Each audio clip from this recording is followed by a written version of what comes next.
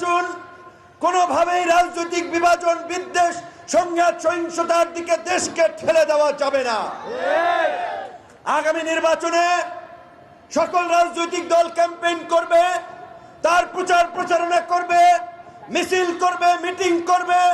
কেউ কারো মিছিল মিটিংয়ে বাধা দিবেন না, হামলা করবেন না, ক্ষমতার দাম্ভিকতা দেখাবেন না।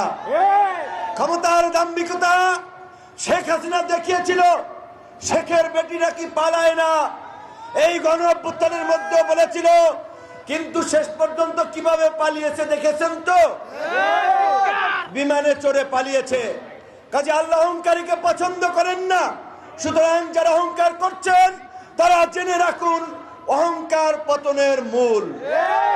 এবং যারা এতদিন মজলুম ছিলেন, নির্যাতিত নিষ্পেষিত ছিলেন, যারাও কিন্তু চিপায় চাপায় মিছিল করেছেন, প্রকাশ্যে রাজনৈতিক প্রোগ্রাম, মিছিল মিটিং করতে পারেন নাই। এমনকি আজকে যদি ওই আওয়ামী ফ্যাসিবাদের পতন না হতো, আজকে গণ অধিকার পরিষদ এইভাবে প্রোগ্রাম করতে পারতো না। জামাতের লোকেরা ৬,০০০, ১২,০০০ মোটরসাইকেল শোডাউন দেয়, জামাতের নামে মুখে বলতে পারতেন না। বিএনপির নেতারা ঘরে ঘুমাইতে পারতেন না, বাসা ডেমরা, যাত্রাবাড়ি, থাকতেন রূপগঞ্জ, মিরপুর। কাজেই এত তাড়াতাড়ি আল্লাহর রহমতের কথা ভুলে যায়েন না, এত তাড়াতাড়ি বিপরীত হয়েন না। আল্লাহ ছাড় দেন কিন্তু ছেড়ে দেন না। আমার কথা পরিষ্কার, কে আমার কথা পছন্দ করলো বা করলো না, কে আমাকে ভালো বললো বা ভালো বললো না, ওইটা আমাদের দেখার বিষয় নয়।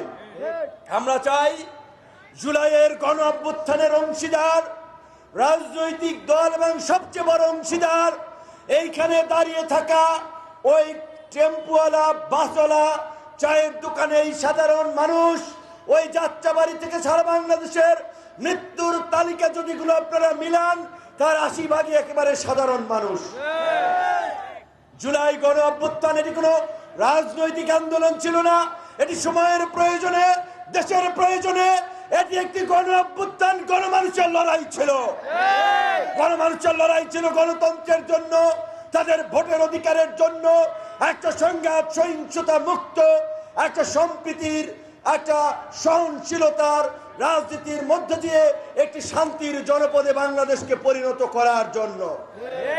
আজকে নির্বাচনকে কেন্দ্র করে যারা এই জনপদকে অশান্তিতে পরিণত করবে, আপনারা তাদেরকে ভোটের মাঠে জবাব দেবেন। আমার কথা পরিষ্কার। আমরা যাত্রাবাড়ি ৫-এ গণ অধিকার পরিষদের পক্ষ থেকে ইব্রাহিম রৌনক ভাইকে মনোনীত করেছি। আমাদের দলে ধান্দাবাজ, চান্দাবাজ, লুটপাটকারী, দখলবাজ নাই। এই যাত্রাবাড়ি খুবই গুরুত্বপূর্ণ এলাকা। নিম্ন আয়ের মানুষজন বাস করে, সাধারণ মানুষজন বাস করে। তারা এই চাঁদাবাজি, ধান্দাবাজিতে, মানুষের জুলুম, নির্যাতন, ক্ষমতার দাম্ভিকতা অনেকে অতিষ্ঠ।